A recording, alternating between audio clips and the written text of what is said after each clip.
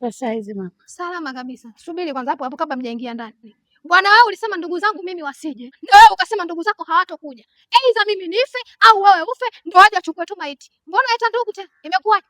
Sasa mke wangu, unajua kwa mimba yako ulipofikia sasa hivi, ilibidi upate mwangalizi ndio nimemleta mama. Aliyekwambia mimi mimba yangu inahitaji uangalizi na? Na kwa nini tuvunje mkataba wetu kama tusilete ndugu zetu hapa? Wewe ukamleta mama yako, na maana mimi sina mama, si ndio? Si nilimleta hapa ukasema mama yako aondoke kwa sababu mimi sitaki uangalizi wa aina yoyote. Ndugu atakuja tu ndugu wabaya. Haya mbona umemleta? Sasa nisikize nikwambie. Mimi niko vizuri tu. Mimba haihitaji hata heka za kuangaliwa, sihitaji uangalizi wowote. Bila shaka unaona. Bila shaka unaona. Na mama yako aondoke. Nizonga mama yako aondoke, unanijua vizuri akili zangu. Sitaki uangalizi wa aina yoyote. Shanichanganya. Wewe unawazimu nini?